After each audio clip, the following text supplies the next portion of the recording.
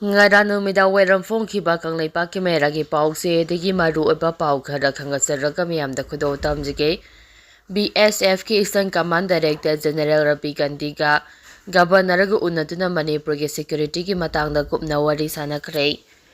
Manipur ge Governor Ajay Kumar Bala amade Border Security Force BSF ki Eastern Command ke Additional Director General Rabi Gandiga unaduna Manipur ki security ki thabak thoram karamna lokhatkadagi habagi matangda kupna wari sanakre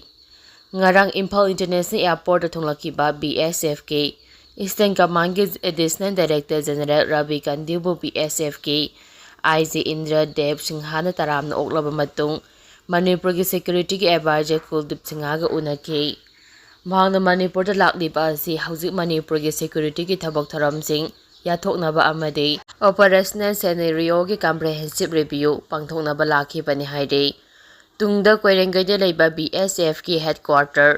sector BSF CI of Manipur ki da thungduna mawkho ki operational review pangthokke BSF ki ADG na Senapati amade Kangpopi district ta leiriba BSF ki tonga ba camp sing na statuna mafam adugi commander amade sifai singapuna unaduna wari sanake Rabi Gandhi na BSF Jawan sing da Manipur ge law and order ngaknaba honabada achawba kathokpa amaga loinana lauriba thaudang singbu thakatpa phongdokhi matung tarakpada su BSF na awangba thakta mathau pangthoknaba pukning thawatke tungda Manipur Police Headquarter da chatuna DGP Rajiv Singha ga unaraba matung Manipur ge Chief Secretary ga unaduna wari sanakhe masigi tungda chatuna Governor Ajay Kumar Bala unaduna BSF na state asida pangthokadoriba operational gi oiba thabak singi matangda marik chumba wari sanaduna tanaki hairi makhatarapa pauda pahalgam ateki mayokta semkiba ki binay committee na lawrakpa thabak thoramda opposition na sagotkani Rahul Pakistan ki mayokta security ki mari lenyana semkiba ki binay committee na lawrakpa amadi pakhatpa thabak thoram singna political party ki khenaba thamdana amato oina sagotkani haina opposition gi lusingba Rahul Gandhi na phongdokhrei wafam asi pahalgam teller attack ki matungda ngarang phamkhiba all political party ki mifamna amato oina warep laukhiba aduga madilena Rahul Gandhi na phongdokhibani lona terrorism thengnabada amade thengnana paikhalapa thabaksingdasu lengangna mapumphana sagotkani habege thajaba political party singi makedegi thamki haina lengaki pau amana hairi ngara numida weram pung 6 tabadagi pariyame NS building da pongthokiba mifam aduda tonga opposition party ki makedegi Jammu and Kashmir gi paragam da mato karamna security ki ahungba laikhibano habegi wahang hangnaki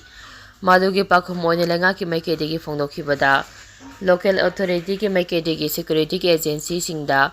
lam koiba sing baisaranda sanghale habegi matangda mangjangna pau amata pirakhiba leite Hariba district asi sanabi ama oina zunda pangthokpa amana jatra phawagi oina athingba leiba mafamni haina pakhumpi ki hairi opposition ki rusing Rahul Gandhi ki makedegi phongdokhibada paragam tele attack ki mayokta lenga ana lokhalakpa thabak thoram khudimakta opposition ma pumphana sagotkani haina phongdokhi makha tarak poine editorial ki pauda miyamda khudo tamjige paper tiger ngakta ngaire amato oina punsinduna ireba kanaba honabadi ngamdrei Hauji Manipur ki oiriba phibam asida aikhoi machel amato oina punsinduna mapangal kana puksel khoijen tinana ireba Manipur kanabagi damakta thabak tawpata ngai phade adubu Manipur dadi ai haibasina mang tharaga thabak tawba ngakta ngaire aikhoi haibasida yumpham oiduna thabak tawba midi amata leitre haiba yare maduna hauji Manipur ki oiriba phibam asida tonga lup kaya pangthok tholaktuna mareba Manipur kanabani Nungsiri bani hadina press release pangthok thoktuna paper tiger gi saklo lawba ngakta ngaire haiba yare tungan balup kaya na mareba Manipur nungsiri bani amade ireba Manipur kangadari bani hajuna press thador riba press release sing adude yawriba ofam sing adude thabo oina pangthokpa ngamli bra natraga lebak miyamna amade Manipur lengangna lawbiri bra haibadude kari amata khanthadare Mareba Manipur kanabagi mingda loop amana miyamgi oiba khongcha chatkani loop amana people's convention pangthokani loop amana human chain semgani loop amana wakat mifam phamgani loop amana lambi thingbagi khongjang changsingani asumna mana apamba pangtokto tawngduna leire. Aikhoi masel amata oina punsinuna apumbagi pangal thongna sagatuna Maraiba Manipur kanaba hotnaba haibadudi thabak oina pangthokpa ngamdabagum tawribasi khwaidagi hena laibak thibani haiba yai. Yamna laibak thiba ama oiribana Manipurda lusingbagi lusingba ngakta tholakpa masana masabu lusingbane aine khwaidagi phaba lusingbana haijaba ngakta oina tawre. Lusingba haibadudi masana haijagadaba natte laibak miyamna lusingba oibiyu haina haijarактuna miyamna yaba apumbagi wakhal khanba ngamba Maraiba Manipurbu kanba ngamgadaba laibak miyamgi lusingba haibadu oigadabane. Adubu ngasi phawbada laibak miyamgi damakta khanduna kathokpana mang thaduna tholakpa asengba lusingba ama phawba Manipurda leitabagum tawri.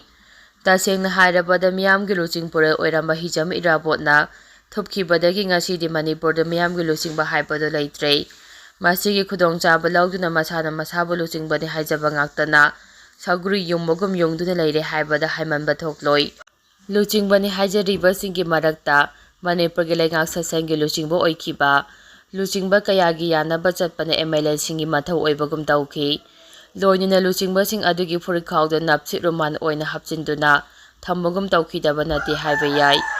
Asigumba sengdaba miyamgi mihutna haijaba MLA kaya amadi lusingba sasinaba kaya asi tholakpadagi ngasi leibak mambagi masak oire. Leibaki luraba tanpham asida aikhoi masel amata oina punsinduna asengbo lusingba amana miyamba singduna puduna Maraiba Manipur kannabagidabak thaba pangthokpa ngamdre.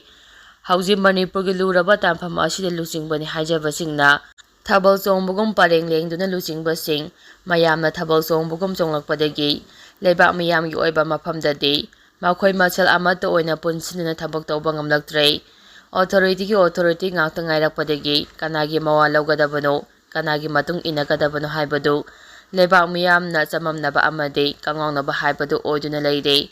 Adubu ngasi lamdamsigi mama oibisingna amata oiba kholaw lawraktuna ipam khampi maihaure. Idu ningthau yauribra khampi maikallo haiba kholaw asi lawrakle. Mama oibisingi kholaw asi tarapa phawbada lusingba sasinaba singdi khambai maikanduna Maraiba Manipur kadambagidamagta lusingba mayam amata oina punsinbagi wafamdi yamna lapna langthoktuna thamkhre. Masina mama oibisingi ningba kaiba haibadu hauji oire.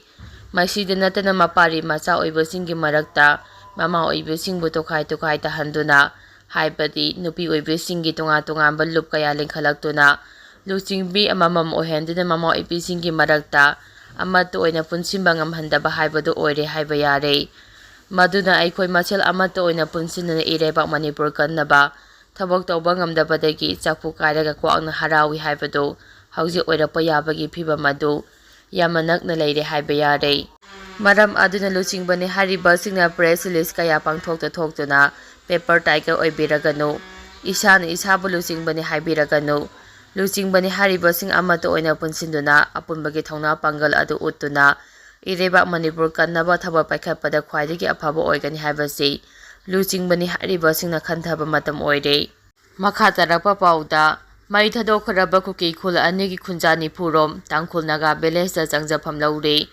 Kamjong district ki manungsanba Gampal amasung Hayang village putha asigi kulguhumdoida khulai paiba sakhangdaba singna mai thadokhraba matungda khul anigi nupi amasung angangsingna mapung oiba minipurom indo memangam khaida leiba kachaupung haina khangnaba Tangkhul Naga village Changjapham lawduna leiri hairi. Makha tarakpa pauda TLT ki commander Ataf Lali Jammu and Kashmir da hatkre Paragamda terrace anigi yum IED sizinaduna thugaikre. Terrace singi digital footprint khongul lirubada Pakistan ki khut yawbagi evidence phangle.